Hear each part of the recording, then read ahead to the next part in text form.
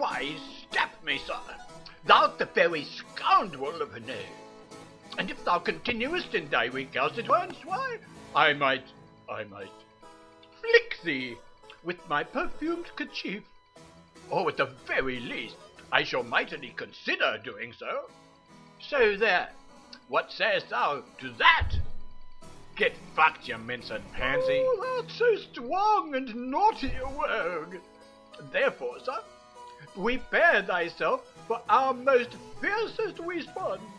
We shall gather about our person others of like mind, and we shall all very seriously consider glowering at thee in the most focused way, wiggling our eyebrows and waving our perfumed kerchiefs at thee in unison. What sayest thou to that, sir? Bugger off, will you? I've got a fucking country to despoil and a stillborn democracy to rape. Very well, sir. Thou sadly leavest me no alternative but to deploy my most fearsome weaponry. Shouldst thou persist in thy vicissitudes, I shall not like thee any more, and I shall ignore thee.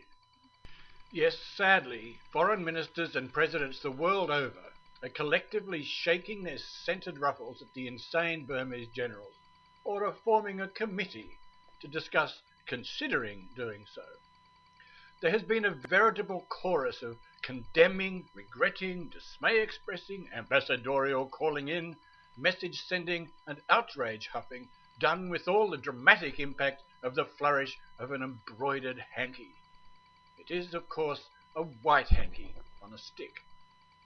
Australia's Foreign Minister, Lord Foplington Smythe, Stephen Smith, waved his hanky in the sternest possible tones.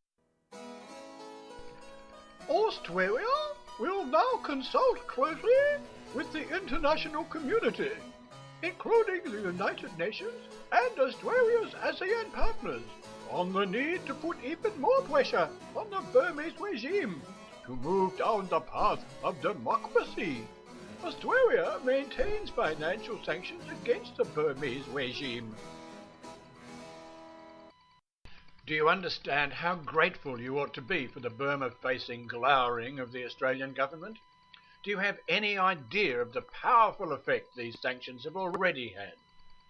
No, neither do we. The glowering and hanky-waving is all done at a safe distance and harmlessly enough that no boat is rocked, no blow actually landed.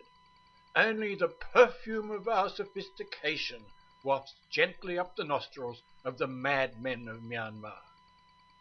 This piss-weak, stylized foot-stamping by international dandies playing an archaic game by pre-Enlightenment rules makes us, and we think most people, sick to the stomach. It is a betrayal of who we are and of the values that make us Australian. It is a betrayal of our responsibilities as citizens of the world. But wait! The government will now move to update these sanctions and keep them focused for maximum impact. Oh gosh! Updated sanctions! Focused sanctions! He's going to purse his lips even more tightly as he blows air in their direction. What a difference this will surely make.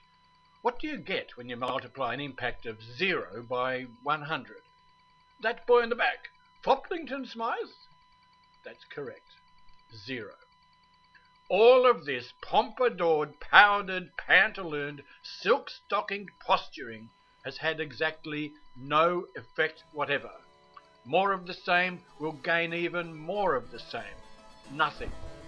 The Burmese generals always do what they always intended, with impunity, because they know that all the reaction they ever get is a waft of poudre, kicked up by the phony outrage of a softly stamping buckled shoe.